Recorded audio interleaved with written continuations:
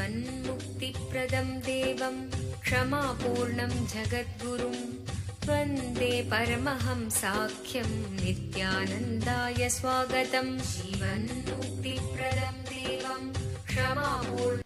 உங்கள் அனைவரையும் வணங்கி வரவேற்கின்றேன்.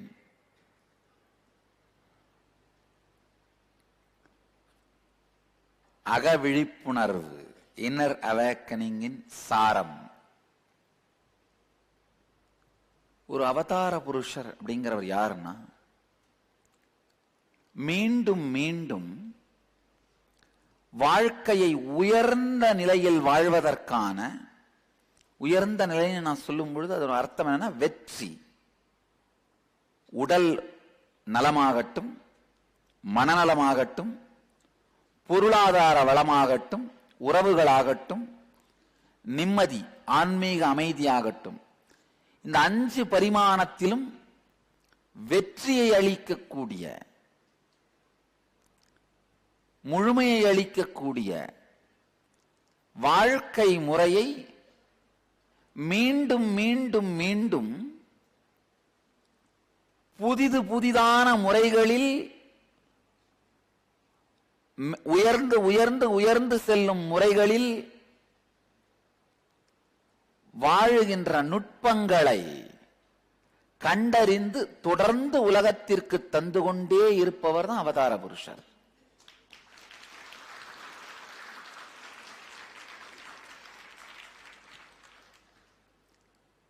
இது ஒரு பெரிய ஆராய்ச்சி கூடம். ஒரு அவதார புருஷனின் வாழ்க்கைங்கிறது, அவரோட வாழ்க்கையில சம்பந்தப்பட்டிருக்கிற எல்லாமே ஒரு பெரிய ஆராய்ச்சி களம். இந்த ஆசிரமம் ஒரு ஆராய்ச்சி கூடம். என்னை சுத்தி வாழறவங்க எத்தனை பேரும் ஆராய்ச்சியில் பாகமாக இருக்கின்ற கினிபிக்ஸ்னு சொல்லுவோம். அதே மாதிரி தொடர்ந்து நான் உணர்ந்து கண்டறிகின்ற இந்த சத்தியங்களை நான் டெஸ்ட் பண்ற கினிபிக்லாம் ஆஷ்ரமைட்ஸ் தான். ஆஷ்ரமைட்ஸ் இந்த பக்தர்கள். அதுல சக்சஸ் ஆன பிறகுதான் அதை உலகத்துக்கு கொடுக்கிறேன். பாத்தீங்கன்னா நிராகார சம்யமம் முதல்ல ஆஷ்ரமைட்ஸ் பிராக்டிஸ் பண்ண வச்சேன். முதல்ல நானே பண்ணேன்.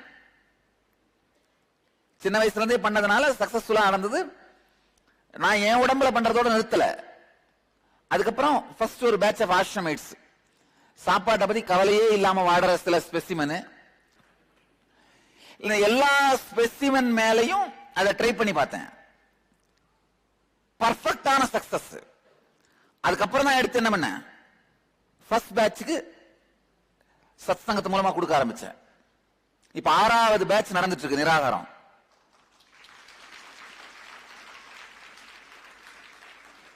சுத்தமாவே நிராகார லைஃப் ஸ்டைலுக்கே வந்துட்டவங்களே ஏறத்தாழ ஒரு 300 பேர் இருக்காங்க. நிராகாரம் சாப்பாட்டு செலவை குறைக்கிறதுக்காக பண்ணல, ஃபுட் பேட்டர்னை உடைக்கிறதுக்காகவும், ஃபுட்டால வர்ற எக்ஸசிவ் அளவுக்கு மீறிய உணவுனால வர்ற பிரச்சனைகளை அழிக்கிறதுக்காகவும் ஆரம்பிச்சதுதான். அது வாரத்துக்கு ஒரு 2-3 தடவை சாப்பிடுறவங்க கூட நிராகாரி தான். அந்த ஃபுட் பேட்டர்ன் அவங்களுக்குள்ள செட் ஆகிறது இல்ல. உண்மையா பதஞ்சலியோட யோக சூத்திரப்படி 24 மணி நேரத்திற்குள் ஒருவேளை மட்டும் சாப்பிட்டீங்கன்னா கூட நீங்க நிராகாரி தான். ஏன்னா 24 மணி நேரத்துக்குள்ள 2வது சாப்பிடும்போது பேட்டர்ன் செட் ஆயிடும், பதிவா மாறிடும்.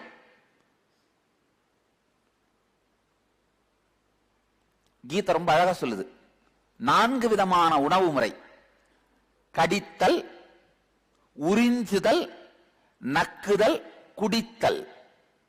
இந்த 4 வெரைட்டி தான். முதல்ல நீங்க என்ன சாப்பிட்டா இந்த 4 விதமா சாப்பிட முடியும். கடித்தல்னா உங்களுக்கு தெரியும், பல்லால கடிச்சு மென்னு சாப்பிடுறது. குடித்தல்னா உங்களுக்கு தெரியும், உறிஞ்சுதல், அந்த ஜூஸ் எல்லாம் ஸ்ட்ரா போட்டு உறிஞ்சி குடிக்கிறீங்க இல்லையா, அது. நக்குதல், நாக்குல கையில கொஞ்சம் சிக்கிருச்சுன்னா சாப்பிடுங்க.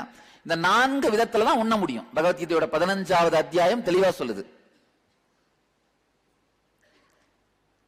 இந்த 4 விதத்திலே கடித்தல், நக்குதல், இந்த 2 டைப்பையும் அழிச்சோம்னாலே உடல் மிகப்பெரிய நலத்துக்கு வருது.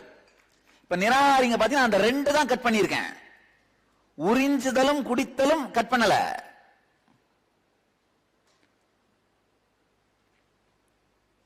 இது வந்து ஒரு சயின்ஸ். இதை எவால்வ் பண்ணி உலகத்தோட ஷேர் பண்ணியிருக்கேன். இப்ப அடுத்த லெவலுக்கு அதே சயின்ஸ் எவால்வ் பண்ணிட்டு இருக்கேன். மோர் பிராக்டிக்கலா, மோர் கிரியைகளோட இந்த திரவமா உள்ள போறதையும் கட் பண்றதுக்கு, அதாவது உறிஞ்சுதல் குடித்தல் அது ரெண்டையும் கூட குறைக்க ஆரம்பிக்க போறேன். இந்த மாதிரி தொடர்ந்து ஆன்மீக ரீதியான வாழ்க்கை முறைக்கான நுட்பங்களை ஆராய்ந்து ஆராய்ந்து உலகத்தோடு பகிர்ந்து கொண்டே இருப்பதுதான் ஒரு அவதார புருஷனின் வேலை. கடந்த 2 ஆண்டுகளா சில தத்துவங்களோடு ஒரு ஆழமான ஆராய்ச்சி பண்ணிட்டு இருந்தேன். அதோட சாரத்தை மொத்தத்தையும் எடுத்துதான் இந்த டிசம்பர்ல கப்பல்ல இன்னர் அவேக்கனிங்கா கொடுத்தேன். இதுவரைக்கும் என்னுடைய 12 ஆண்டு கால இந்த பொது வாழ்க்கையில் 12 வருஷம் ஆயிடுச்சு. சங்கம் ஆரம்பிச்சு தான் 10 வருஷம் ஆச்சு. 2003 சங்கம் ஆரம்பிச்சோம், இந்த விடுதி ஆசிரமம் ஆரம்பிச்சோம். ஆனா பொது வாழ்க்கைக்கு அதுக்கு முன்னாடியே வந்துட்டேன். 2001 எல்லாமே பொது வாழ்க்கை வந்துட்டேன். ஈரோட்ல 2001 ஆண்டு ஏப்ரல் 14 தமிழ் புத்தாண்டு அன்னைக்கெல்லாம் பப்ளிக் லைஃப் வந்துட்டேன். அது அந்த ஈரோட்ல அந்த காவிரி கரையில பர்மனண்டா தங்க ஆரம்பிச்சு தினந்தோறும் மக்களை பார்த்து ஹீல் பண்றது, ஸ்பிரிச்சுவல் கவுன்சிலிங், அதுல 2001 ஏப்ரல் 14 ஆரம்பிச்சிட்டேன். மே 1 அம்மாவும் ஐயாவும் வந்தாங்க ஆசிரமத்துக்கு. அதுதான் ஆசிரமைட்ஸ் டேவா கொண்டாடுறோம். பொது வாழ்க்கைக்கு வந்து 12 வருஷம் ஆயிடுச்சு. 12 ஆண்டு கால பொது வாழ்க்கையில் என்னுடைய 25 ஆண்டு கால ஆன்மீக அனுபவங்களை வேற வேற வேற வேற விதமான பல்வேறு விதமான கோணங்கள்ல ஆராய்ச்சிகள்ல எடுத்து எடுத்து எடுத்து உங்களுக்கு பகிர்ந்து இருக்கிறேன். என்னுடைய மொத்த 25 ஆண்டு காலமே பெரிய ஒரு ஆன்மீக ஆராய்ச்சியா தான் இருந்தது. 12 ஆண்டு வரைக்கும் நானே அடைவதற்காகவும், 12 22 வயசு வரைக்கும் மற்றவர்களுக்கு அதை அளிப்பதற்காகவும், 22 வயசுக்கு பிறகு இப்ப 35 வயது வரைக்கும் 36 ஆயிடுச்சு. இப்போ 36 நடக்குது. இது வரைக்கும் மற்றவர்களுக்கு அதை அளித்தும் இது ஒரு நீண்ட ஆன்மீக ஆராய்ச்சி. முதல்ல ஏஎஸ்பிங்கிற ஆனந்த ஸ்புரணமாக எளிமையா கொடுத்தேன். அதுக்கு அடுத்து என்எஸ்பிங்கிற 4 நாள் சத்தியங்கள், அதுக்கு அடுத்து சக்தி ஸ்புரணம், ஆத்மஸ்புரணம், யோகஸ்புரணம், பக்தி ஸ்புரணம், ஏறத்தாழ ஒரு 10 ஸ்புரணங்களாவது வேறு வேறு வேறு வேறு நிகழ்வுகளா வந்தது, வெளிவந்தது. ஹீலர்ஸ் இனிஷியேஷன், அதுக்கடுத்து தொடர்ந்த சத்சங்கங்கள், பகவத்கீதை, சிவசூத்திரம், இந்த மாதிரி சத்சங்கங்கள் மூலமா வெளிவந்தது. அடுத்தது 2008 முதன்முறையா இன்னர் அவேக்கனிங் 21 நாள் நிகழ்ச்சியா வெளியில வந்தது. அதுக்கு பிறகு கடந்த ஒரு 2 ஆண்டுகளாக குண்டலினி அவேக்கனிங், என்னென்னவோ விதவிதமான விதங்கள்ல ஆகாஷிக் ரீடிங், பிரபஞ்ச பதிவுகளை படிக்கிறது, பல்வேறு விதமான ஆன்மீக உண்மைகளும் அனுபவங்களும் சத்தியங்களும் வெளியில வந்தது. யாரு வேணா என்ன வேணா பேசலாம். ஆனா ஆன்மீக சாம்ராஜ்யத்துல முடிசூடா மன்னன் என்பதை யாராலும் மறுக்க முடியவில்லை.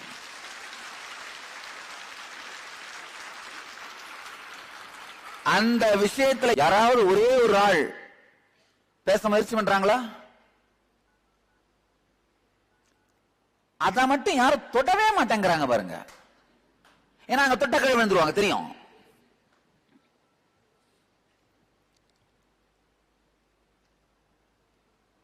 இப்ப தினந்தோறும் காலை சத்சங்கத்திலேயே நம்ம பக்தர்கள் எல்லாம் சத்சங்கம் கேட்டுறாங்க. அதையும் மீறி யூடியூப்ல ஒரு நாளைக்கு 20,000 வியூஸ், 20,000 பேர் வந்து பாக்குறாங்க. அது சத்சங்கம் டைம்ல பாக்குறவங்க எவ்வளவு பேரும் தெரியும் தெரியாது. இடம் மட்டும் தான் தெரியும், பேர் தெரியாது எவ்வளவு பேர் பாக்குறாங்கன்னு.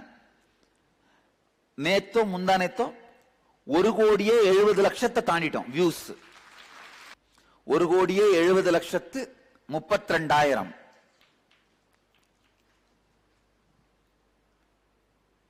அந்த ஸ்பீடு இன்க்ரீஸ் ஆயிட்டு போயிட்டே இருக்கிற ஸ்பீடு. ஆனா மொத்தமா ஞானம் அடையறதுக்கு முன்னாடி 12 ஆண்டுகள் ஆராய்ச்சியின் சாரம், நான் ஞானம் அடைஞ்சு அவதார நிலை அப்படிங்கிற அவதார நோக்கத்தை உணர்ந்த, அப்பதான் 22 வயசுல அதை உணர்ந்தேன். அந்த 10 ஆண்டுகள் செய்த ஆராய்ச்சி, அதுக்கு பிறகு சங்கத்தை ஆரம்பிச்சு 10 ஆண்டுகள் பொது வாழ்க்கையில் இருந்ததுனால, மக்களுக்கு இதை பகிர்ந்தளித்ததனால வந்த அனுபவம், இது எல்லாத்தையும் சேர்த்து மொத்த சாரமாதான் இந்த கப்பல்ல நடந்த இன்னர் அவேக்கனிங்கா கொடுத்தேன். இதுவரைக்கும் நான் உலகத்துக்கு கொடுத்ததிலேயே மிகப்பெரிய நன்கொடை இந்த கப்பல்ல நடந்த இன்னர் அவேக்கனிங்.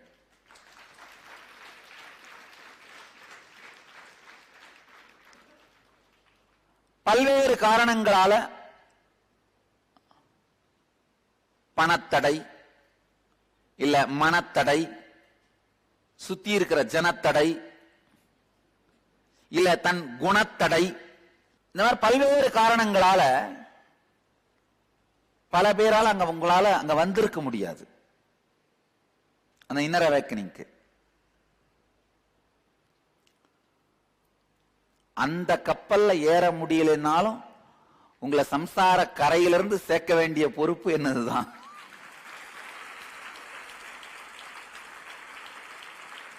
அந்த கப்பல்ல ஏறினவங்களை மட்டும்தான் கரை சேர்ப்பேன்னு நான் நிக்க முடியாது.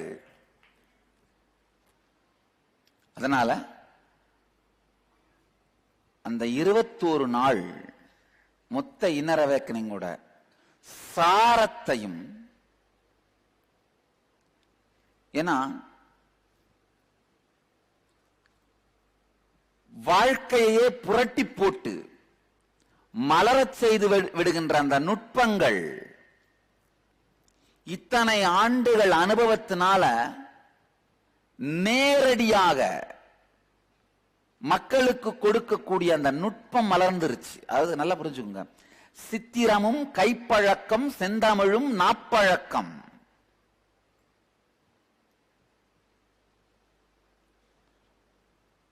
அன்கிளச்சிங் மனப்பழக்கம், ஆச்சாரியன் வேலை உணர்வு பழக்கம். அந்த உணர்வுல மலர்ந்து மலர்ந்து மலர்ந்து மலர்ந்து மலர்ந்து இப்ப அந்த உலகிற்கு அளிக்கின்ற அந்த உணர்வு ஷார்ப்பா சாரமாக கொடுக்கின்ற தெளிவு வந்ததனால்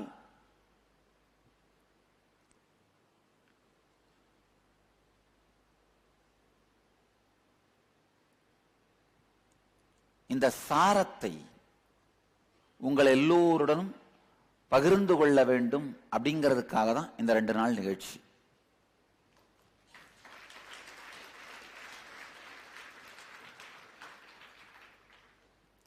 ஒரு அதிர்ஷ்டவசமோ துரதிர்ஷ்டவசம், சில பேருக்கு அதிர்ஷ்டவசம், சில பேருக்கு துரதிர்ஷ்டவசம்.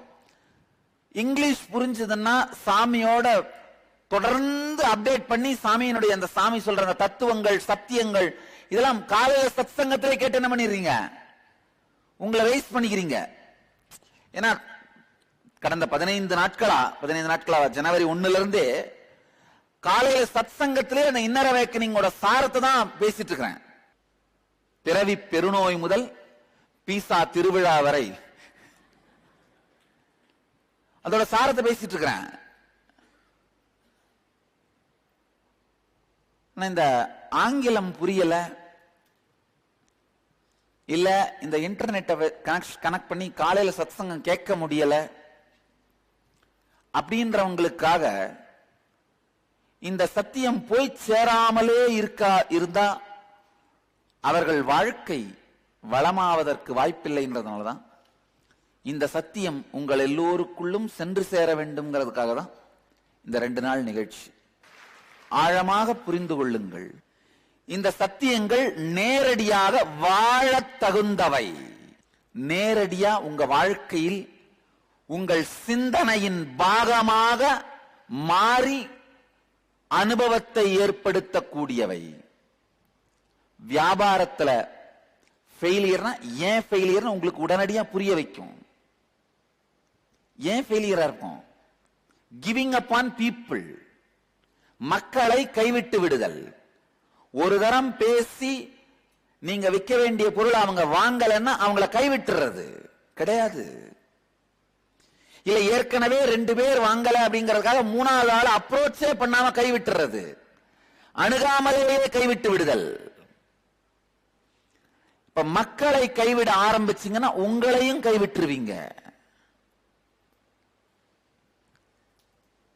உங்க மனைவிக்கு நீங்க சொல்ற கருத்துக்களை புரிய வைக்க முடியலன்னா உங்க மகளுக்கு புரிய வைக்கிறதுக்கு முயற்சி பண்ண மாட்டீங்க. மனைவியை கைவிட்ட உடனேயே மகளை அப்ரோச் பண்றதை நிறுத்திடுவீங்க. அதுக்கப்புறம் உங்களுக்கே நாளைக்கு அந்த டவுட் வரும்போது உங்களையே கூட மேலே எடுத்துட்டு வராம உங்களை கைவிட்டுருவீங்க. மக்களை கைவிடுதல் அதுதான் வாழ்க்கையில் உங்களுக்கும் மற்றவங்களுக்கும் நீங்க செய்யற மிகப்பெரிய துரோகம். சில பேர் நினைக்கலாம், சில பேர் இல்ல பல பேர் நினைக்கிறாங்க, இவர் என்ன பண்ணாலும் ஒண்ணும் பண்ண முடியலையேடா, இவர் என்ன பண்ணாலும் ஒண்ணும் பண்ண முடியலையே. இங்க துரத்தனா அங்க எந்திரிக்கிறாரு, அங்க துரத்தனா இங்க எந்திரிக்கிறாரு, இங்க துரத்தனா அங்க எந்திரிக்கிறாரு, திடீர்னு கடலை எந்திரிச்சு நிக்கிறாரு. டால்பின் மாதிரி, இந்த சுறாமீன் மாதிரி, திமிங்கலம் மாதிரி எங்கேயாவது ஒரு இடத்துல எந்திரிச்சு நின்றுட்டே இருக்காருடா.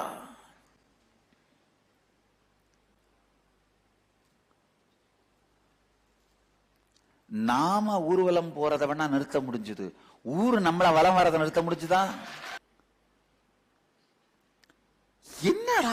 என்ன காரணம் இவருடைய வெற்றிக்கு?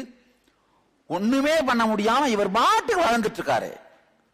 அவர் செய்யணும் நினைக்கிறத செஞ்சுட்டே இருக்காரு. இவருடைய வெற்றிக்கு என்ன காரணம்? எத்தனையோ பேர் எத்தனையோ காரணங்கள் கொடுத்துட்டு இருப்பாங்க. நான் கொடுக்கிற காரணம் ஒன்னே ஒண்ணுதான், என்னையோ மக்களையோ கைவிடுவதில்லைன்னு தெளிவான முடிவில் இருக்கேன்.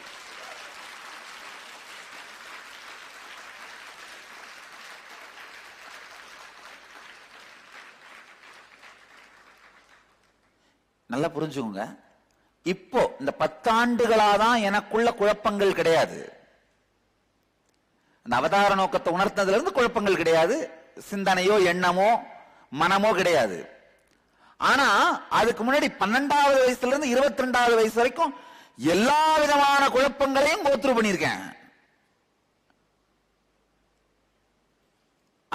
எத்தனை விதமான டிப்ரெஷன் உண்டு அத்தனையும் பார்த்திருக்கேன்.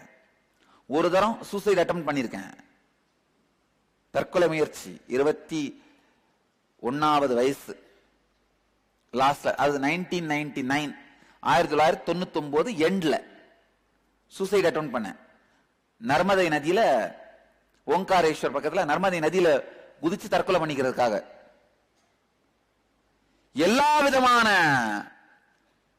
மனதினுடைய உச்சத்தையும் நீச்சத்தையும் பார்த்து முடிச்சிருக்கேன். ஆனா என்னை கைவிடுவதில்லைன்னு ஸ்திரமா இருந்து என்னை மீண்டும் மீண்டும் மேலே எடுத்துட்டு வந்தேன். அதே மாதிரி மக்களை கைவிடுவதில்லை.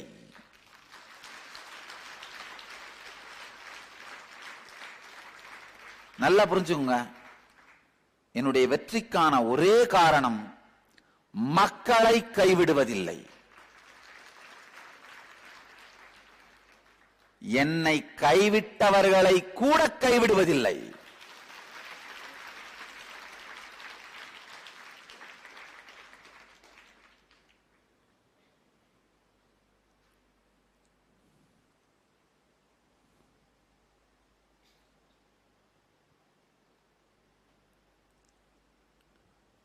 ஒரு வியாபாரத்தில் நீங்க தோற்கறீங்கன்னா மக்களை கைவிடும் பொழுதுதான் தோக்குறீங்க.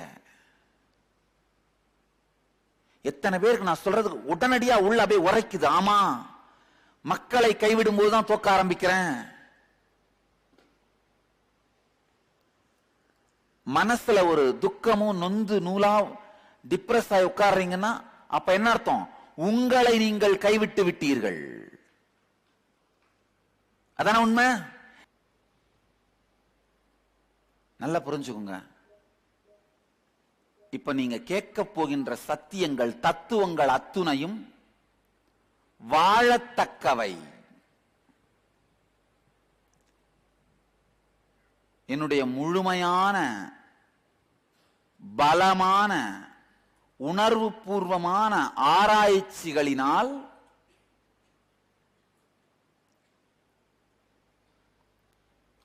உணர்ந்து உணர்ந்து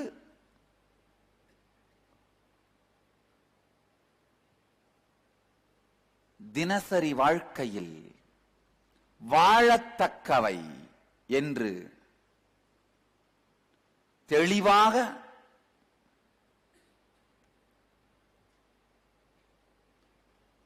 நான் மட்டுமல்ல,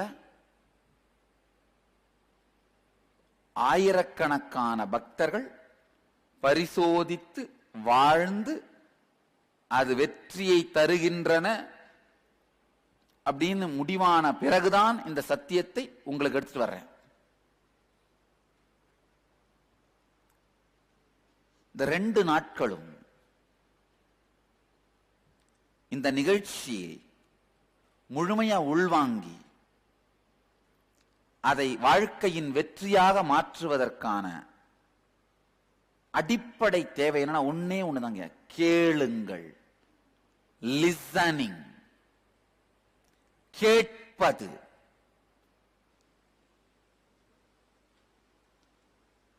கேட்பது, ஆழ்ந்து கேட்கிறது.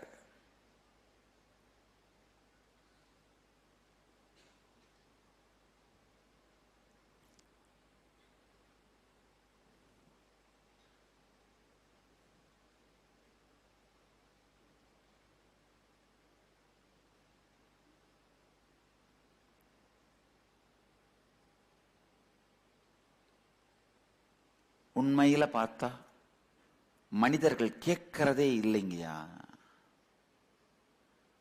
உட்கார்ந்துட்டு எதையாவது சிந்தனை பண்ணிட்டு இருக்கிறது.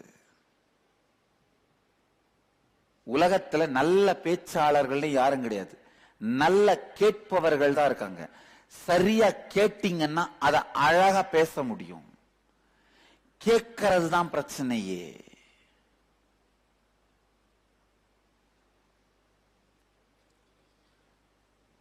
இப்ப யார் யாரெல்லாம் இந்த 2 நாளும் தெளிவா கேட்கிறது அப்படின்னு முடிவு பண்ணிருக்கீங்க? கை தூக்குங்க.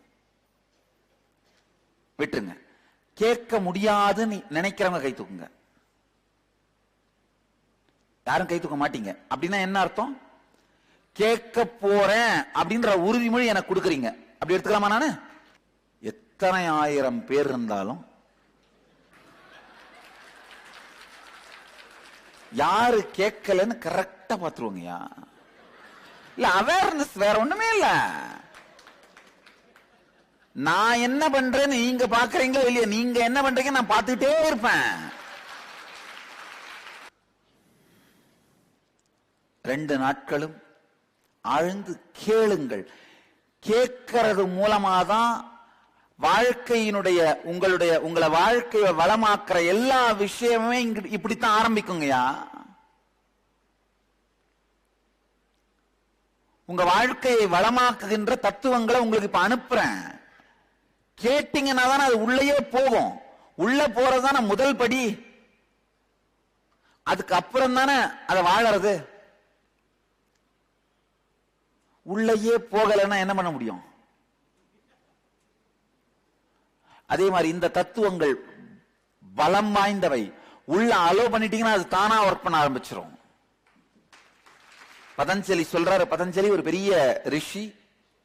சிதம்பரத்துக்கு அருகிலே பிறந்து வளர்ந்த பிச்சாவரம்னு சொல்ற சதுப்பு நில காடுகள் இருக்கின்ற அந்த கிராமத்திலே பிறந்து சிதம்பரத்திலே வாழ்ந்து உலகத்தினுடைய மிகப்பெரிய பிராக்டிசிங் ரிலிஜியன், கடைபிடிக்கப்படும் மதம் என்று சொல்லப்படுகின்ற யோக அறிவியலை உலகத்திற்கு வழங்கி, ஆனால் தமிழனாக பிறந்த ஒரே காரணத்தால் உலகத்தால் கண்டுகொள்ளப்படாத ஒரு ஆன்மீக ஞானி பதஞ்சலி.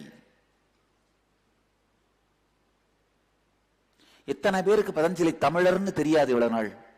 இந்த கை தூக்குறவங்கள யோகான்னு ஒண்ணு இருக்குன்னே தெரியாதவங்க கை தூக்குங்க. அப்போ யோகான்னு ஒண்ணு இருக்குன்னு தெரிஞ்சு அதோட தந்தை பதஞ்சலி தான், அது நம்ம முன்னோருடைய சொத்துன்னு தெரியாம இருந்திருக்கீங்களா? இத்தனைக்கு நீங்க எல்லாம் தியான பீடத்தோட ஆண்டு ஆண்டு காலமான அந்யோன்யம், நமக்கு தெரியாத நம் பெருமைகள். சீனாவோட எல்லா தற்காப்பு கலைகள், குங்ஃபு, அங்கிருந்து ஜப்பானுக்கு போய் கராத்தேவா மாறினது, இந்த எல்லா தற்காப்பு கலைகளும் காஞ்சிபுரத்திலிருந்து தான் போனது அப்படின்னு தெரியாதவங்க எத்தனை பேர் இருக்கீங்க? கைதுங்க. காஞ்சிபுரத்திலிருந்து போதி தர்மன் என்கின்ற பல்லவ நாட்டு இளவரசன், அவருடைய பட்டப்பெயர், அதாவது அரசு அரசு இளவரசனா சூட்டும் பொழுது ஒரு பேர் கொடுப்பாங்க. இப்ப மீனாட்சிக்கு வந்து பிறப்பு பெயர் தடாதகை, பட்டாபிஷேக பெயர் மீனாட்சி.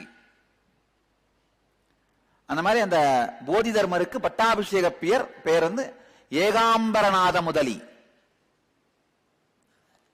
முதலியார்கள் பாண்டிய அரசனுக்கு அமைச்சர்களாகவும் சோழராஜனுக்கு விவசாயிகளாகவும் பல்லவ நாட்டிலே அரசர்களாகவும் இருந்திருக்கிறார்கள். பல்லவ நாட்டிலிருந்து சென்ற ஒரு இளவரசன் தான் போதி தர்மன்.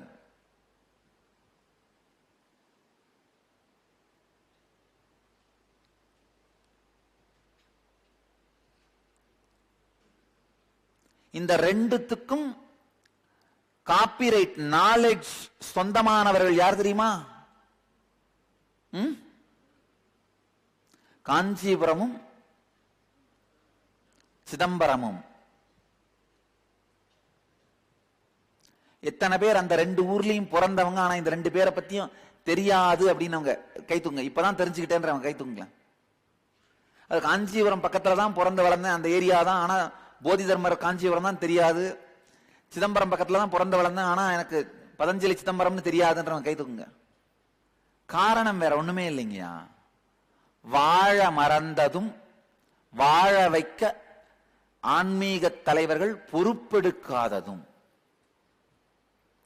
வாழ மறந்ததும் வாழ வைக்க பொறுப்பெடுக்காததும். வாழ வைத்தே தீருவது அப்படிங்கிற முடிவெடுத்ததுனாலதான் இந்த 2 நாள் ப்ரோக்ராம், இந்த 2 நாள் நிகழ்ச்சி.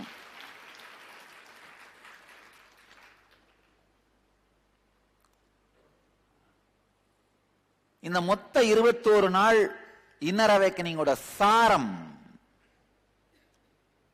4 தத்துவமாக உங்கள்கிட்ட பகிர்ந்துக்கிறேன்.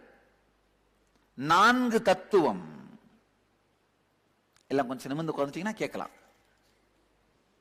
நல்லா புரிஞ்சுக்குங்க. இப்போ இந்த முதல் தத்துவத்துக்குள்ள நுழையலாம். காரணம் என்னன்னா, 21 நாளுடைய சாரத்தை 2 நாள்ல கொடுக்க முயற்சி பண்றேன். அப்ப நேச்சுரலா என்ன ஆகும்? ஒரு ஸ்டேட்மெண்ட் நான் சொல்ற ஒவ்வொரு சொற்றொடரும் பட்டை தீட்டிய வைரம். இதுல கூழாங்கல்லே இல்ல, கூழாங்கல்லாம் எடுத்து போட்டேன், பட்டை தீட்டிய வைரத்தை மட்டும் தான் கொடுக்கிறேன். அப்ப என்ன பண்ணணும்னா, ஒரு சொற்றொடரும் உங்களுக்குள் செல்ல வேண்டும். ஒவ்வொரு சொற்றொடரும் உங்கள் இதயத்திற்குள் ஒலிக்க வேண்டும். அப்ப மட்டும்தான் என்ன நடக்கும்? அதோட சாரம் உங்களுக்குள்ள நடக்கும், வெற்றி மலரும்.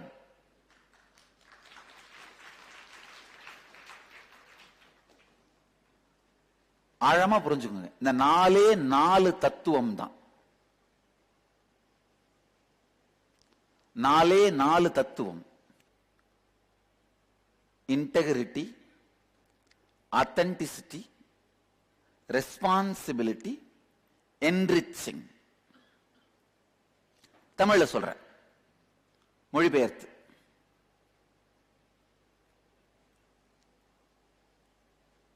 ஒருங்குவித்தல். இன்டெகிரிட்டினா தமிழ் வார்த்தை ஒருங்குவித்தல். இது தேவாரத்திலிருந்து எடுத்திருக்க இந்த வார்த்தைய. இப்ப மாடர்ன் டேல யூஸ் இல்ல. ஆனா இதை தவிர வேற செறிவான வார்த்தையினால கண்டுபிடிக்க முடியல. அதனாலதான் ஒருங்குவித்தல். இன்டெகிரிட்டினா, ஆத்தென்டிசிட்டினா ஸ்ரத்தை, ரெஸ்பான்சிபிலிட்டினா பொறுப்பு, பொறுப்பேற்றல், என்ரிச்சிங்னா கைவிடாமை. ஒரு தத்துவத்துக்குள்ளேயும் போவோம். இது ஆன்மீக வாழ்க்கைக்கானது இல்ல, வாழ்க்கைக்கான தத்துவங்கள். பதஞ்சலி சொல்றாரு ரொம்ப அழகா, சார்வபௌமிய விரதாக. அப்படின்னா என்ன அர்த்தம்னா, உலகம் முழுவதிலும் கால, தேச, இட, அரசியல், சமூக, மத சூழ்நிலைகளுக்கு அப்பாற்பட்டு எந்த நாடாக இருந்தாலும், எந்த குலமாக இருந்தாலும், எந்த ஜாதியாக இருந்தாலும், எந்த மதமாக இருந்தாலும், எந்த இனமாக இருந்தாலும், எந்த நாட்டு எந்த கலாச்சாரத்தை சேர்ந்தவர்களாக இருந்தாலும், சார்வபௌமிய விரதாக எல்லாருக்கும் பொதுவான வாழ்க்கை முறை அப்படின்னு பதஞ்சலி சொல்றாரு. அதுதான் இந்த 4 தத்துவங்களும்.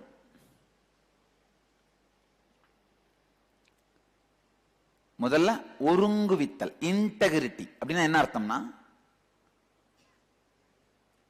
உங்களுக்கு நீங்களே சொல்லிக்கிட்ட வார்த்தை, உங்களுக்கு நீங்களே கொடுத்துக்கிட்ட வாக்கு, மற்றவர்களுக்கு நீங்க கொடுக்கிற வார்த்தை வாக்கு, உயிரையே கொடுத்தாலும் அந்த இரண்டையும் பூர்த்தி செய்வது. இதான் ஒருங்குவித்தல். நல்லா புரிஞ்சுக்கோங்க, நல்லா ஆழமா உள்வாங்கிக்கோங்க.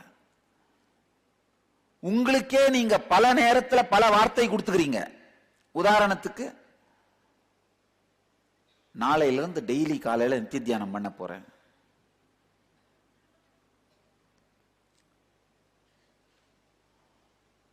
வண்டி ஆயில் ரிப்பேர் ஆகாம, கிரீஸ் ப்ராப்ளம் வராம 4 நாள் ஓடும்.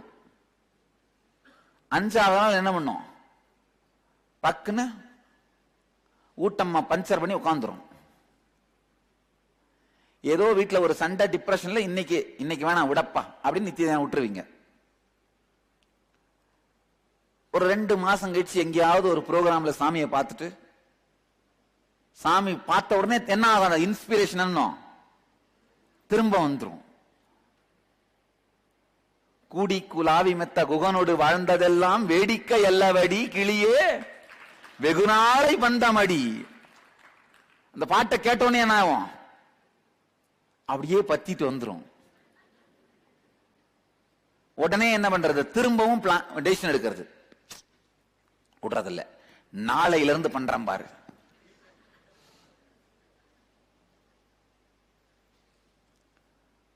அப்ப என்ன ஆகும், ஒரு வாரம் வண்டி ஓடும்.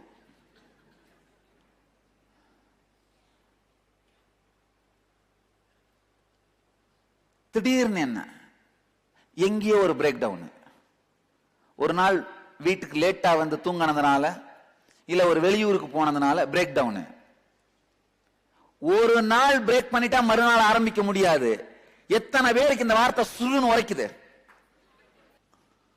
ஒரு தரம் உடைச்சா ஆரம்பிக்க முடியாது உடனே. அப்போ ஒரு மாசம் பிரேக். அதுக்கப்புறம் திடீர்னு வேற ஏதாவது இன்னொரு தரம், இந்த பராபக்தி செஷனோ ஏதோ ஒரு செஷனுக்கு போயிட்டு அங்க திடீர்னு ஒரு சூடு வந்துடும். விடுறது இல்லையா, விடுறதில்லடா, இந்த தடவை விடுறதில்ல.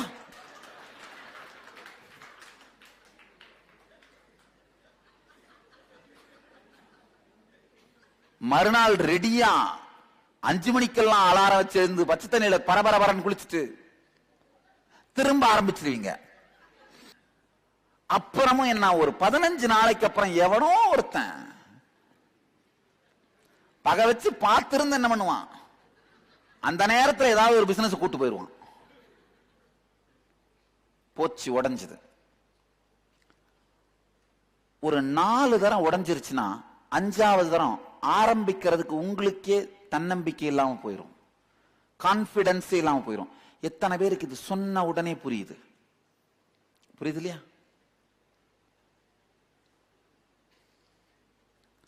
உங்களுக்கு நீங்களே கொடுத்து கொண்ட வார்த்தைகளை நீங்கள் நிறைவேற்றாத பொழுது உங்கள் மீது நம்பிக்கை இழக்கிறீர்கள். பெரிய பெரிய விஷயம்தான் நினைக்காதீங்க. அதாவது 10 கோடி சம்பாதிச்சுப்பேன் அப்படின்னு நீங்க உங்களுக்கு நீங்களே உறுதி கொடுத்துருப்பீங்க.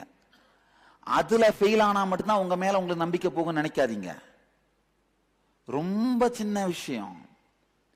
ஒரு நல்ல வெள்ளை வேட்டி நாளைக்குள்ள வாங்கிப்பேன், தியான பீடத்துக்கு ப்ரோக்ராமுக்கு போட்டு போகணும்.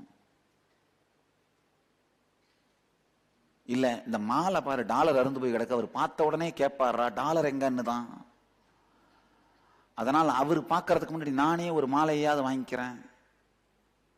இந்த சின்ன சின்ன விஷயங்கள், அதுல நீங்க எடுக்கிற முடிவு, அதை நிறைவேற்றாத பொழுதுதான். ஒண்ணுமில்ல, குங்குமம் தீந்து போயிருக்கும், ஏன்னா வைக்கிறத விட்டுருப்பீங்க. ஆனா நாளைக்கு போன உடனே குங்குமம் இருக்கான்னு பாப்பாரு அவரு.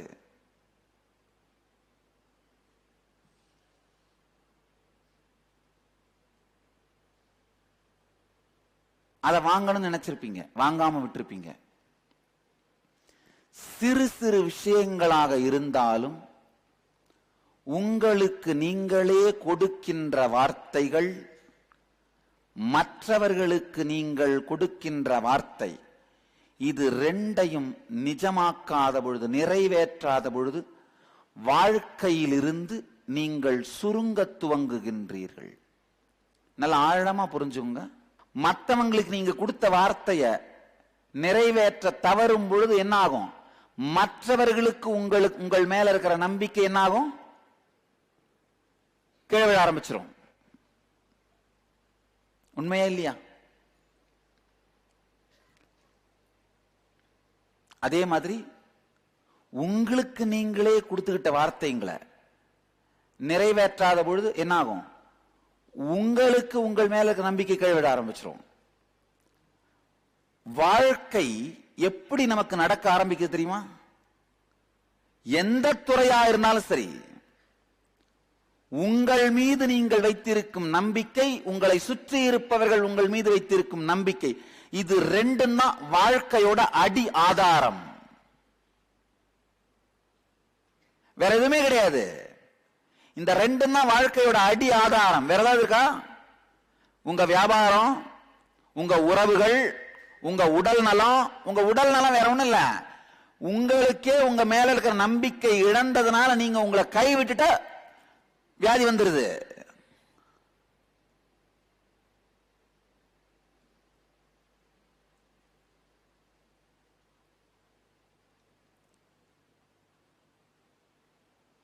ரொம்ப தைரியமா தெளிவா ஒரு விஷயம் சொல்றேன், கேட்டுக்கோங்க.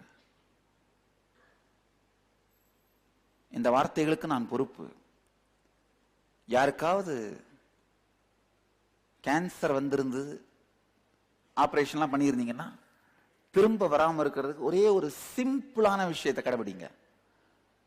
உங்களுக்கு நீங்க கொடுத்துக்கிற வார்த்தைகளை தவறாம நிறைவேற்றுங்க, அவ்வளவுதான். வேற ஒண்ணுமே வேணாம். கேன்சர் திரும்ப வராது. உங்கள் மீது நீங்கள் நம்பிக்கையை இழந்து உங்களை கைவிட்டா மட்டும்தான் கேன்சர் வரும். இது ஒரு ஆழமான சத்தியம், நல்லா புரிஞ்சுக்கோங்க. எப்போ உங்கள் மீது உங்களுக்கு இருக்கின்ற நம்பிக்கையை இழந்து உங்களை கைவிடுறீங்களோ அப்போ வாழ்க்கையில் தோல்வியை, அழிவை நோக்கி செல்ல துவங்கிவிட்டீர்கள். உங்களுக்கு நீங்கள் கொடுத்துக் கொள்ளுகின்ற வாக்குறுதியை நிறைவேற்றுங்கள், உங்களை நீங்கள் கைவிடாதீர்கள். 15 நாளைக்கு முன்னாடி ஒரே ஒரு முடிவு தான் எடுத்தேன். இன்னையில இருந்து காலையில 5 மணிக்கு யோகாக்கு வர்றேன்ப்பா, 7 மணிக்கு சத்சங்கத்துக்கு வர்றேன்ப்பா. இதுக்கு மேல எனக்காக நான் அந்த முடிவு எடுக்கல, மற்றவர்களுக்காக தான் முடிவு எடுத்தேன். ஏன்னா என்னதான் சொன்னாலும் தான் போனால்தான் உத்தமம். நான் அதெல்லாம் பண்ணி முடிச்சிட்டேன், என் வாழ்க்கைக்கு தேவையில்லை, நீங்க செய்யுங்கப்பான்னு சொன்னா கேட்கறதுக்கு யாரும் மக்கள் ரெடியா இல்ல. அதனாலதான் என்ன பண்ண, நாமே தியாகம் செய்தால் மட்டும்தான் நாம் நினைக்கின்றபடி மக்களுக்கு நேரடியான பங்களிப்பை அளிக்க முடியும்ன்ற தெளிவா முடிவு பண்ணேன். 1ஆம் தேதி அனௌன்ஸ் பண்ணேன். இது வரைக்கும் ஒரே ஒரு நாள், ஒரே ஒரு ப்ரோக்ராம், ஒரே ஒரு நிமிடம் டிலே ஆகல. யாராவது கேள்விப்பட்டீங்களா? புதுசா என் ஆசிரமத்தில் ஒரு பெரிய புரட்சி நடந்துட்டு இருக்கு. சைலண்டான புரட்சி. எத்தனை பேர் கேள்விப்பட்டீங்க? என்எஸ்பி ஒரே ஒரு செஷன் ஒரு நிமிடம் கூட லேட் ஆகல. சாமி இங்கேயே உட்கார்ந்து இருந்து கிளாஸ் எடுத்தேன். ஸ்கிரீன் மட்டும் போட்டு ஸ்கிரீன் திறப்பாங்க, ஆனா நான் இங்கேயே உட்கார்ந்து இருந்தேன். ஒரு செஷன் கூட ஒரு நிமிடம் கூட லேட் ஆகல. நல்லா தெரிஞ்சுங்க. இதனால யாருக்கு என்ன நல்லதுன்னு எனக்கு தெரியாது. உண்மையில சொல்றேன், எனக்கு என் மீது மரியாதை வளர்ந்தது, எனக்கு என் மீது நம்பிக்கை வந்தது. அதுக்கு முன்னாடியும் என் மேல எனக்கு நம்பிக்கை இருந்தது. அது என்ன மாதிரி நம்பிக்கைன்னா, ஒருத்தருக்கு ஆன்மீக அனுபவம் கொடுக்கிறோன்னு பிராமிஸ் பண்ணி வர வச்சுட்டா அவங்களுக்கு நம்மளால கொடுத்துற முடியும்ன்ற நம்பிக்கை என் மேல இருந்தது. இப்ப என்ன, ஆன்மீக அனுபவம் மட்டும் இல்ல, சமூக ரீதியா ஒரு டைம் சம்பந்தப்பட்ட சாதாரண விஷயத்தில் கூட நம்மால் சொன்னதை கடைபிடித்து அவர்களுக்கு ஒரு திருப்தியை அளித்து அனுப்ப முடியும்ன்ற எம்எல்ஏ எனக்கு நம்பிக்கை வந்தது. நல்ல ஆழமா புரிஞ்சுங்க. இப்ப புதுசா இந்த பழக்கம் பார்த்திருப்பீங்க, இந்த வாட்ச் கட்டி இருக்கிற பழக்கம். எத்தனை பேர் சத்சங்கத்தில் கவனிச்சீங்க? நாளைக்கு டின்னருக்கு ஒருத்தரை பார்க்க வர்றேன்னு நீங்க கமிட்மெண்ட் கொடுத்துட்டீங்கன்னா, ரொம்ப சின்ன விஷயமா இருந்தா கூட வார்த்தை கொடுத்து விட்டால் வாழ்க்கையை கொடுத்தாவது வார்த்தையை காப்பது.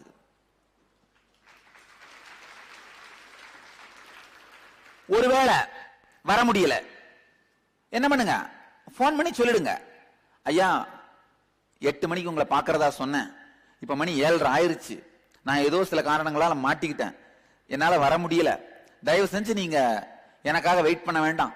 அதுவும் ஒருங்குவித்தல் தான், அதுவும் இன்டெகிரிட்டி தான்.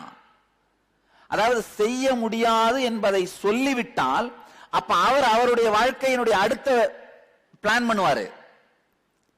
நம்மால் அவருடைய வாழ்க்கையில் குறை இருக்காது. ஆழமா புரியுதா? ஒண்ணு, கொடுத்த வார்த்தையை நிறைவேற்றுவது. நிறைவேற்ற முடியாத சூழ்நிலையில் முடியாது என்பதையாவது தெளிவாக சொல்லிவிடுவது. அதே மாதிரிதான் உங்களோடையும், உங்களுக்கு நீங்களே கொடுத்துக்கிட்ட வார்த்தைங்களை நிறைவேற்றணும். நிறைவேற்ற முடியலன்னா முடியாதுன்றத சொல்லிட்டா போதும். என்ன பண்ணுங்க, கண்ணாடி முன்னாடி உட்கார்ந்து, அப்பா நான் டாக்டர் ஆவேன்னு எனக்கு நானே வார்த்தை கொடுத்துக்கிட்டேன், ஆனா அது நடக்கல, இப்ப முடிவு பண்ணிடுறேன், என்னால் அது முடியாது, அந்த கொடுத்த வார்த்தையை திருப்பி எடுத்துக் கொள்ளுகின்றேன். உங்களுக்கு நீங்களேவாவது முழுமையாக்குங்கள், பூரணமாக்குங்கள். உங்களுக்கு நீங்களே வார்த்தை கொடுக்கிறதும் அதுக்கு எந்த சாட்சியும் இல்லைன்றதுக்காக அதை கடைபிடிக்காவிட்டாலும் பரவாயில்லைன்னு வாழறதும் உங்களை நீங்களே மதிக்காத வாழ்க்கை முறை. அப்ப அடுத்த தரம் ஏதாவது ஒரு விஷயத்துக்கு நீங்க முடிவெடுக்கும் பொழுது உங்களுக்குள்ளேயே ஒரு பாகம் தனியா நின்று உங்களை பார்த்து சிரிச்சிட்டு இருக்கும். என்னடா பேசுற, உன்னை பத்தி எனக்கு தெரியாதா, நீ எதைத்தான் சாதிச்ச, எதைத்தான் உருப்பட்ட.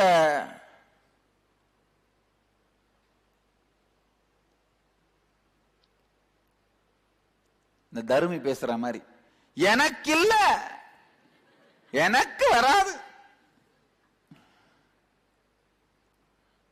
தனியா உங்களுக்குள்ளேயே தனியா உங்களுடைய ஒரு பாகம் என்ன பண்ணும், உங்களை பார்த்தே சிரிக்கும். இதுதான் கொடுமையான வாழ்க்கை. நல்லா புரிஞ்சுக்கோங்க. கொடுமையான வாழ்க்கைனா என்னன்னா, நீங்க எந்த பெரிய முடிவை எடுக்கணும்னு எடுக்கும் போதும் உங்களுக்குள்ளேயே இருக்கின்ற உங்களின் ஒரு பாகம் உங்களை பார்த்து கேலி செய்வது. வெளியிலிருந்து யாரும் உங்களுக்கு விரோதி வேண்டாங்கயா. எத்தனை பேர் உணர்றீங்க அந்த மாதிரி எனக்குள்ள ஒருத்தன் என்னை பார்த்து சிரிச்சுக்கிட்டே இருக்கிறான் சாமி அப்படின்னு? உங்களுக்குள்ளேயே 3 பேருமே இருக்கான். Hero, villain, comedy.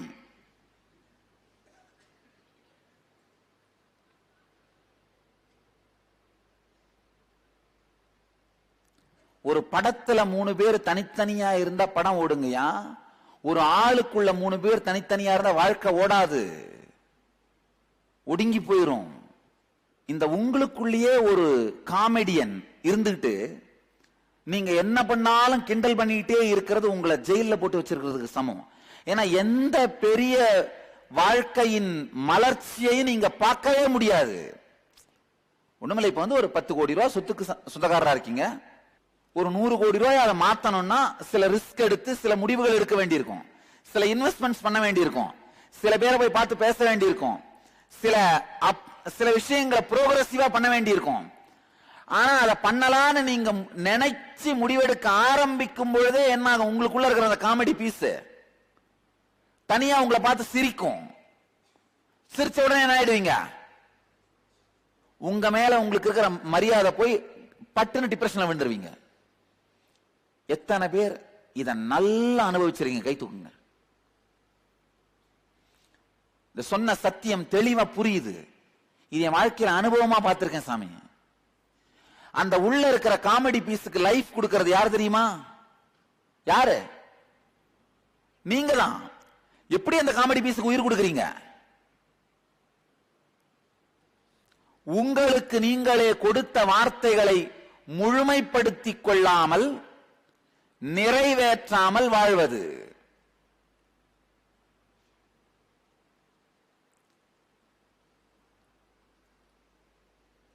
நீங்க மற்றவங்களுக்கு கொடுத்த வார்த்தையை நிறைவேற்றலன்னா அவங்களுக்கு உங்க மேல நம்பிக்கை போயிடும். நீங்க உங்களுக்கே கொடுத்த வார்த்தைகளை நிறைவேற்றலன்னா உங்க மேலேயே உங்களுக்கு நம்பிக்கை போயிடும். ஒரு 10 தரம் உங்க மேல நீங்க உங்களுக்கு கொடுத்துட்ட வார்த்தைகள் நிறைவேற்றாமலே விட்டீங்கன்னா ஏதாவது ஒரு பெரிய முடிவை எடுக்கிற அளவுக்கு உங்களுக்கு ஸ்திரம் இருக்குன்னு நினைக்கிறீங்க? ஒரு முடிவை எடுத்த உடனே என்ன பண்ணுவீங்க? உங்களுடைய இன்னொரு பாகம் என்ன பண்ணும்? சொன்ன இல்லையா, அப்பவே தான் சொன்னல, நாம தொட்டா எதுவும் உருப்படாதுன்னு. அதாவது நாம தொட்டா உருப்படாது, நம்மளால யாரோடையும் வாழ முடியாதுன்னு ஒரு முடிவு எடுத்துட்டு அந்த முடிவை ஸ்திரமாக்குகின்ற சூழ்நிலைகளையே தேடிட்டு இருப்பீங்க. மற்றவர்களுக்கு நீங்கள் கொடுத்த வார்த்தையை நிறைவேற்றாத பொழுது அவங்களுக்கு உங்க மேல இருக்கிற நம்பிக்கை போகும். அப்ப என்ன ஆகும்னா, உங்க வாழ்க்கை பெருகணும், வெற்றி அடையணும்னா என்ன பண்ணி ஆகணுங்க? உங்களை சுத்தி இருக்கவங்களுக்கு உங்க மேல நம்பிக்கை இருந்தாகணும் இல்லையா? அந்த நம்பிக்கை இன்னும் வளர்ந்துகிட்டே போகணும். அதுதானே வெற்றி ஆக முடியும். நீங்க யார் யார் கூட எல்லாம் பிசினஸ் பண்றீங்களோ யாரும் உங்களை நம்புறதில்ல. உங்களுக்கு பொருள் சப்ளை பண்றவங்க உங்களை நம்புறதில்ல. உங்க கிளையண்ட் உங்களை நம்புறதில்ல. உங்க பாஸ் உங்களை நம்புறதில்ல. உங்க சர்வெண்ட் உங்களை நம்புறதில்ல. வீட்டுக்கு வந்தா உங்க பொண்டாட்டி உங்களை நம்புறதில்ல. உங்க பொண்ணுங்க உங்களை நம்புறதில்ல. பசங்க நம்புறதில்ல. இது எல்லாம் என்னடா இதுன்னு பெட்ரூம்ல போய் கதவை சாத்திட்டு படுத்தீங்கன்னா நீங்களே உங்களை நம்புறதில்ல. அப்ப வாழ்க்கை எப்படி விரிய முடியும்? வாழ்க்கையின் வெற்றி நீங்கள் உங்கள் மீதும் மற்றவர்கள் உங்கள் மீதும் வைத்திருக்கும் நம்பிக்கையின் பெருக்கம்தான் வாழ்க்கையின் வெற்றி.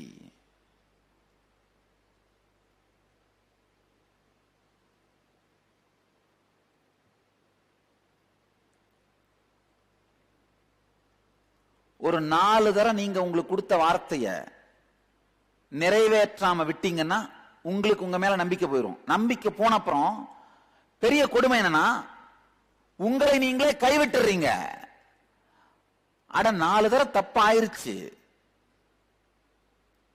4 தடவை நான் தோல்வி அடைந்தன்றதுக்காக நானே தோல்வி கிடையாது.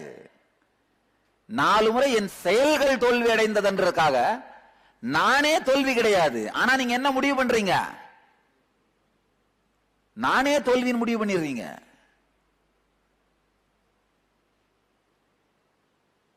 அதே மாதிரி 4 பேருக்கு நீங்க வார்த்தை கொடுத்து அதை நிறைவேற்றாம போனோடனே அவங்க உங்க மேல கான்பிடன்ஸ் குறைஞ்சு நம்பிக்கை போயிருச்சு. அப்போ என்ன பண்றீங்க? அதுக்கு பிறகாவது இல்ல திரும்பவும் அந்த நம்பிக்கையை உருவாக்க முயற்சி பண்ணுவோம் அப்படின்னு நினைக்காம என்ன பண்றீங்க? அவர்களை கைவிட்டு விடுவது. உங்களை கைவிடுற அதே வேகத்திலே என்ன பண்றீங்க? அவர்களை கைவிடுவது. இந்த உங்களை கைவிடுவது இல்ல மக்களை கைவிடுவது, மற்றவர்களை கைவிடுவது, இந்த 2 குணத்துல ஒரே ஒரு குணம் ஒரு துளி எனக்குள்ள இருந்திருந்தா இப்ப இங்க உட்கார்ந்துருக்க முடியுமா?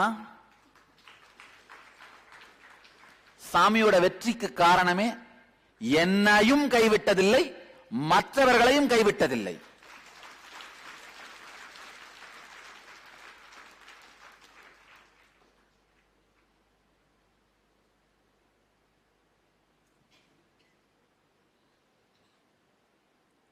என்னை கைவிட்டவர்களை கூட கைவிட்டதில்லை. நல்ல ஆழமா புரிஞ்சுக்குங்க. உங்க வாழ்க்கையில எத்தனை பேரை நீங்க இன்னும் கைவிடாம தொடர்ந்து வாழறீங்களோ அவங்க எல்லாரும் உங்களுக்கு இருக்கிற எக்ஸ்ட்ரா கைங்க. நீங்க கைவிட்டவங்க எல்லாம் மைனஸ். இது வாழ்க்கை கணக்கு, நல்லா போட்டுக்கோங்க. வாழ்க்கை கணக்கு. உங்க வாழ்க்கை லாபத்துல ஓடுதா நஷ்டத்துல ஓடுதான் எப்படி கணக்கு பண்றதுன்னா, நீங்க கைவிட்டவர்கள் இதுக்கு மேல இவரோட ஒன்னும் பண்ண முடியாது அப்படின்னு கைவிட்டவர்கள் நம்பர் எல்லாம் போடுங்க. எத்தனை பேர் கைவிடாம இன்னும் தொடர்ந்து அவங்களோட ஒர்க் பண்ணிட்டு இருக்கிற நம்பர் எல்லாம் போடுங்க. அதாவது நீங்கள் கைவிட்டவர்கள் பட்டியல், கைவிடாதவர்கள் பட்டியல். முதல்ல உங்களை எந்த பட்டியல்ல சேர்ப்பீங்க? நீங்க அத முதல்ல சேருங்க. அதுக்கப்புறம் கைவிட்டவர்கள் பட்டியல், கைவிடாதவர்கள் பட்டியல் அத பாருங்க. உங்களுக்கு 10 மார்க், மற்ற எல்லா நபருக்கும் ஒரு மார்க். நீங்க உங்களை கைவிடுறது 10 பேரை கைவிட்டதுக்கு சமம். அதான் உண்மை. இந்த கணக்கை போட்டு பாத்தீங்கன்னா தெரியும் உங்க வாழ்க்கை லாபத்துல ஓடுதா நஷ்டத்துல ஓடுதான்னு. வாழ்க்கை கணக்கு பேங்க்ல இருக்கிற பணம் சார்ந்த கணக்கை வச்சு ஓடுறது இல்ல. நல்லா புரிஞ்சுங்க. அதை சார்ந்து ஓடுறதே இல்ல. பணம் வாங்கி கொடுக்க முடியாத பல விஷயங்கள் வாழ்க்கையில் இருக்கு. இன்னும் நீங்க கைவிடாமல் இருக்கிற நபர்களோட பட்டியல் நம்பர் மட்டும் போட்டீங்கன்னா போதும், பேர் எழுதணும்னு அவசியம் இல்ல. கைவிட்டவர்கள் பட்டியல்.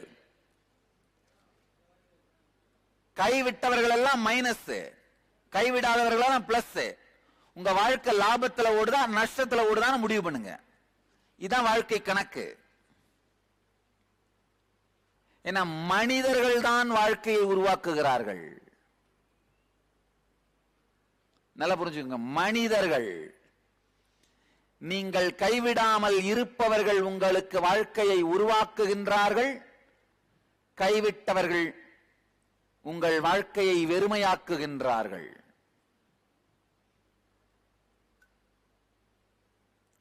உரிமையாக்கலும் வெறுமையாக்கலும் உங்கள் முடிவால்.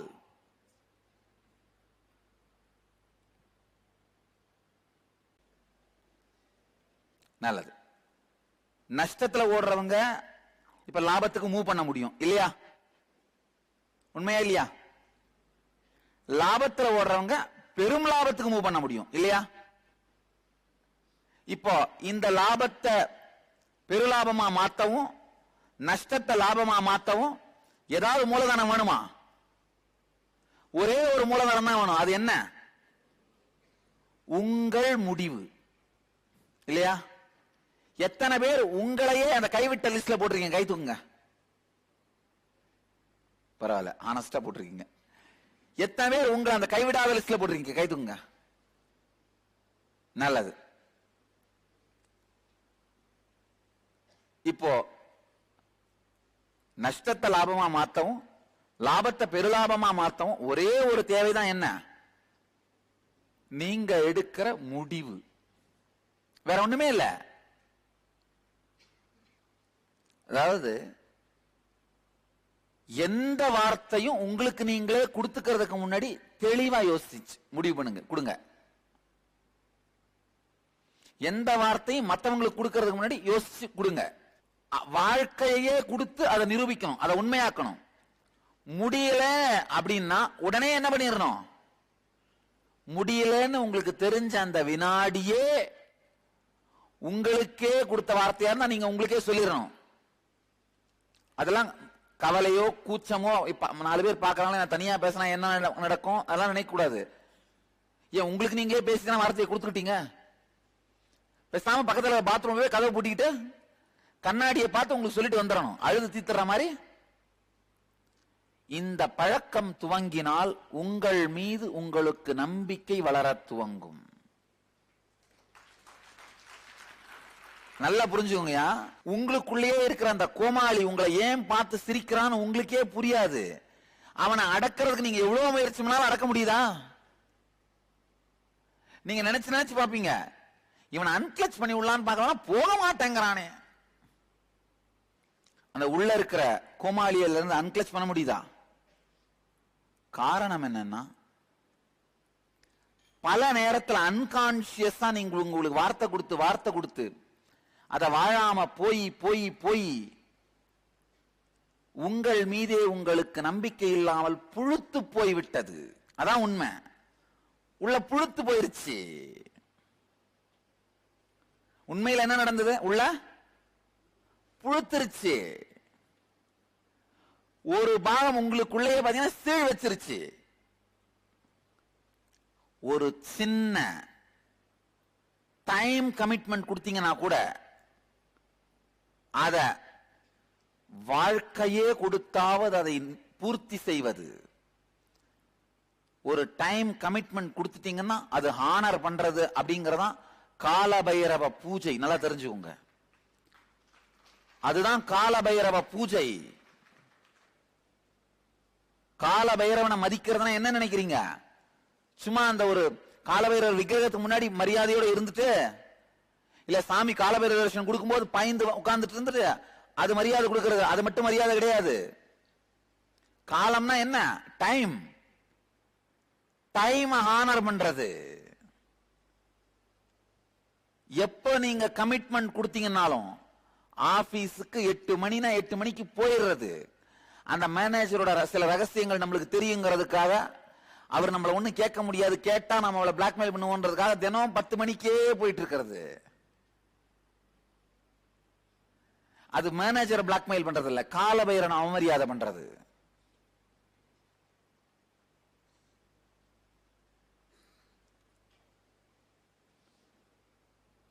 இந்த ஒருங்குவித்தல் அதனுடைய முதல் படி என்னன்னா காலபைரவனை மதித்தல்.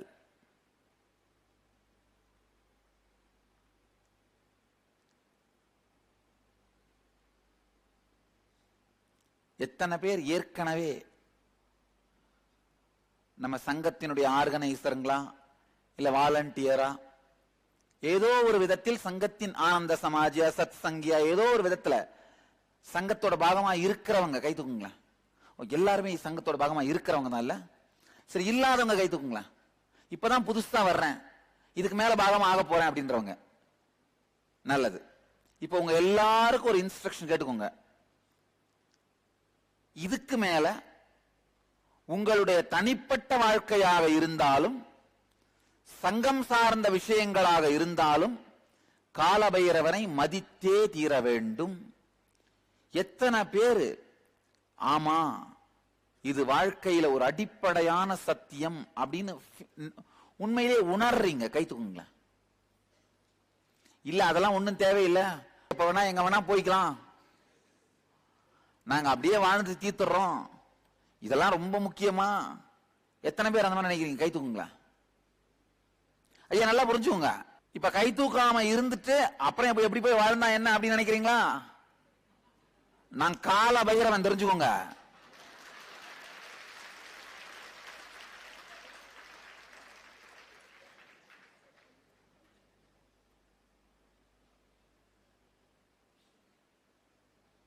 அது நடக்குமா? ஆழமா புரிஞ்சுங்க. வாழ்க்கையில எல்லா கிராமத்திலையும் பாத்தீங்கன்னா அந்த மூளையில திண்ணையில ஒரு செட்டியார் கடை போட்டு வச்சிருப்பாரு. 4 டப்பி, வரட்டி, பப்படம், இதெல்லாம் ஒரு டப்பால போட்டு வச்சு எல்லா கிராமத்திலையும் மூளையில ஒரு செட்டியார் கடை வச்சிருப்பாரு. தென்னாட்டு பக்கம்னா நாட்டார் கடை, எங்க நாடு எங்க ஊர் பக்கம் நாட்டார் கடை, பாண்டி நாடு.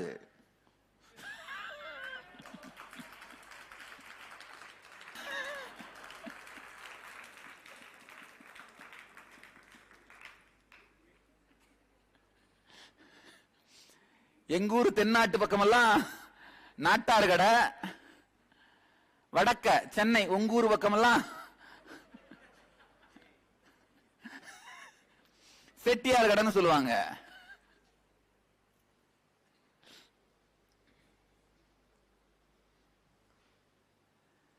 உங்க வாழ்க்கைய அந்த தெரு மூலையில இருக்கிற செட்டியார் கடை நாட்டார் கடை மாதிரி நடத்திடணும்னா இந்த நான் சொல்ற இந்த 4 தத்துவமும் தேவையில்லை. எப்படி வேணா வாழ்ந்துடலாம். ஆனா ரிலையன்ஸ் கம்பெனி மாதிரியும் டாடா கம்பெனிஸ் மாதிரியும் வால்மார்ட் மாதிரியும் மைக்ரோசாப்ட் மாதிரியும் ஒரு பெரும் வெற்றியை சாதிக்கணும் நினைச்சீங்கன்னா இந்த 4 தத்துவம் இல்லாம சத்தியமா முடியாது, தெரிஞ்சுக்கோங்க. எத்தனை பேர் உங்க வாழ்க்கைய நாட்டார் கடை செட்டியார் கடை லெவலோட நடத்திட்டு செத்து போயிடலாம் நினைக்கிறீங்க? இல்ல அதை தாண்டி வெற்றி மலர்ந்தே ஆகணும்னு எத்தனை பேர் நினைக்கிறீங்க? இந்த நாட்டார் கடை செட்டியார் கடையோட செத்து போறது தப்புன்னு நான் சொல்லல, அது சரின்னு சொல்லல. நாட்டார் கடை செட்டியார் கடையோட செத்து போயிடுறேன்னு நினைச்சீங்கன்னா என் ஹெல்ப்பே உங்களுக்கு வேணாம். எது உங்களுக்கு வாழ்க்கையில் இருந்து வேண்டுமோ அதை செய்வோம். இப்போ செட்டியார் கடையும் நாட்டார் கடையும் தப்புன்னு நான் சொல்லல, அதோட நிக்கணும் நினைக்கிறீங்களான்னு மட்டும் தான் கேட்கிறேன்.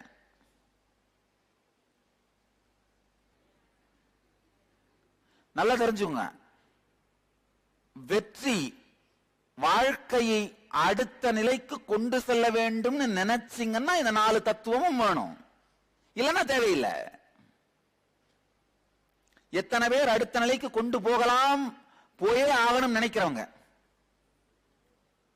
உங்களுக்கெல்லாம் இந்த தத்துவம் வேணும். வேண்டாம்னு நினைக்கிறாங்க என்ன எத்தனை பேர்? இல்ல சாமி நான் அப்படியே இருக்கிறப்ப இருந்தபடியே வாழ்ந்துடலாம் நினைக்கிறேன். கைத்துங்க. இல்ல தப்பு இல்ல, ஆனஸ்டா கைத்துங்க, உண்மையை சொல்லுங்க.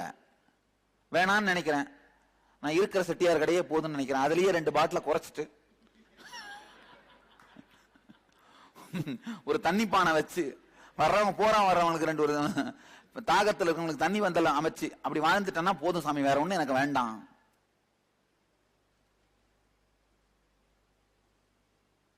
அப்ப எல்லாருமே வெற்றி மலரணும்னு நினைக்கிறீங்க இல்லையா?